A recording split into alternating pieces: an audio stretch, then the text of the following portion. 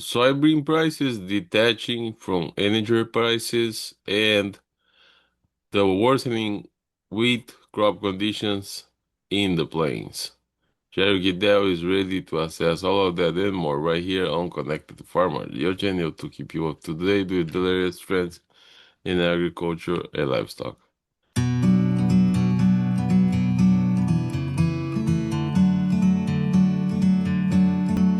So, Jerry, we have had a slow week in the markets, and I think the main aspect that we can talk about is that the crude oil prices they went down from $90 to 87 on Friday, but we still don't have a lot of certainty about these energy prices going forward. But I think soybeans is a little bit detached from the crude oil prices. Yeah, they're a little bit. I think the interesting thing is since, oh geez, really even after we got back from the holiday here this week, there was this idea that the negotiators between the U.S. and Iran were coming to some type of deal, and that to get some type of extension here on the ceasefire for 60 days, and and it kind of can lingered on most of the week, even until Friday when we basically had a setback of pretty significance here as the U.S. Investment community, the speculators and traders decided that at the end of the month here that the technicals weren't very good, so they abandoned corn and wheat pretty aggressively here, and so that's put everything on the defensive. Interestingly enough, right after in the afternoon here, President Trump continues to define why he hadn't stepped up and agreed to it. He thinks he still needs to have the Iranians uh, agreeing to ship out their uranium to the U.S. and basically agree to everything in a talks without even having the talks. So I don't know. That's an interesting twist on things, and we'll see what that does as we go into next week. But there doesn't seem to be any immediate uh, peace talks going to break out here next week. So I think that's the interesting twist on all this setback situation. Uh, you know. Uh, the markets uh, are trying to believe the politicians, but the politicians uh, don't always seem to have a good grasp of what is going on and what they assume is going to happen at this point. And so, right now, at least, we're still going to be looking into what's going to happen in the Mideast between the U.S. and Iran, and if there's really is going to be some kind of renewed uh, peace talks, are going to have renewed uh, military action between the two. Right now, I think it's up in the air.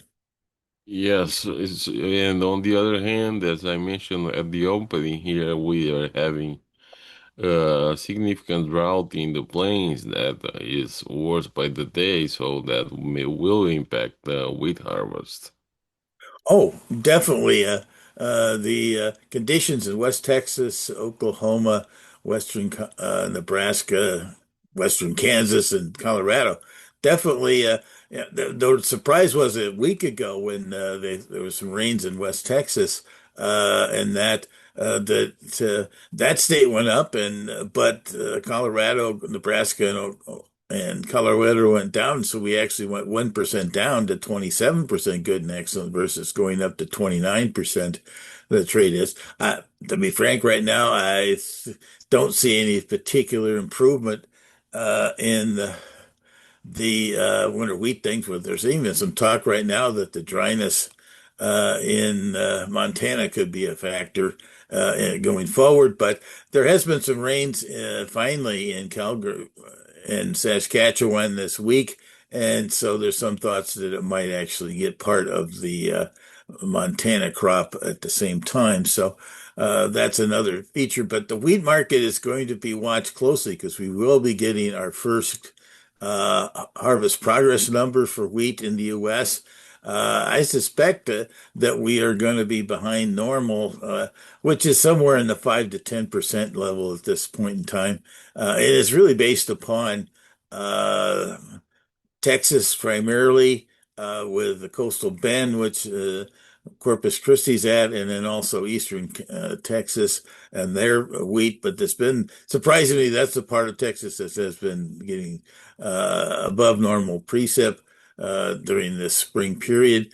Uh, and then West Texas, they might start out there, but the biggest problem is they're interestingly enough, they're going to fly by a lot of fields by out there that are not going to be harvested. So the I don't know if the USDA is going to revise its harvested numbers on wheat this month, but that's going to be an interesting one when they update the end of the month there for the U.S.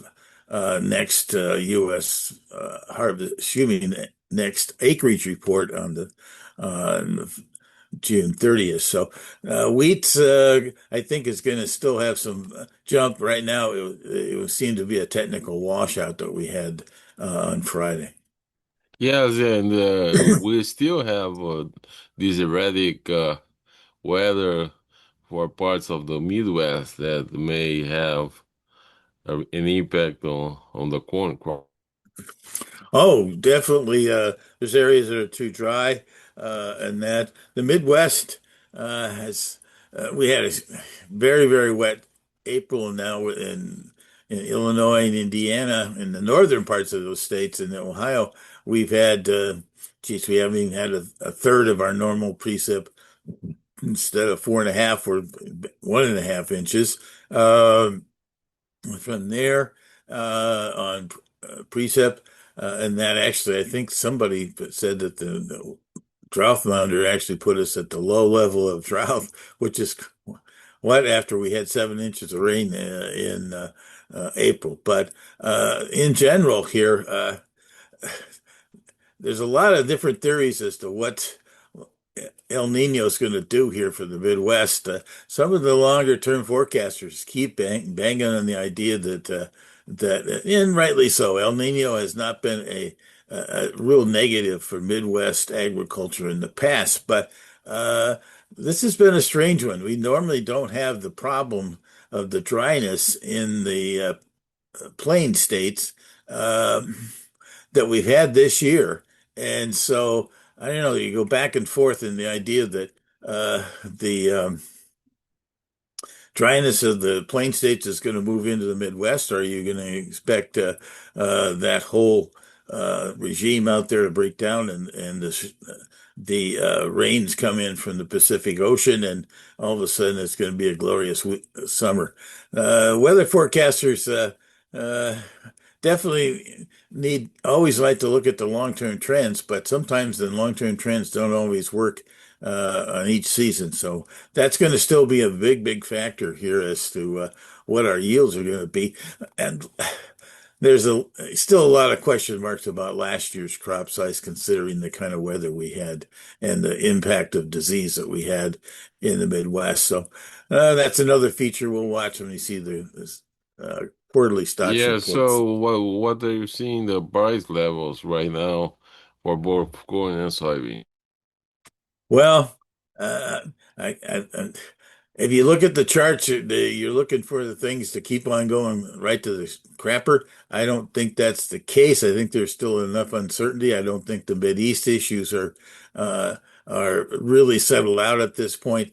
I wouldn't even be surprised if we don't have a outbreak of more military action there of some significance. From there. Right now, at least, the soybeans, as you point out, have been kind of resisting the weakness in corn and wheat. Wheat seasonally is there because of the harvest. Corn, uh, I think, has the reality that in this last batch of Midwest and U.S. corn plantings here is the fact that the markets really are still want to encourage less corn plantings and more soybean plantings because of the fact that we have, even if we did end up having reduced yield for the coming year, which right now is not projected by a lot of people. And that, along with, we don't really need the extra corn acres that we had last year. So, right now there's some talk that the numbers at the end of the month could be as much as a million and a half acres less than they were, back in, 1st of April.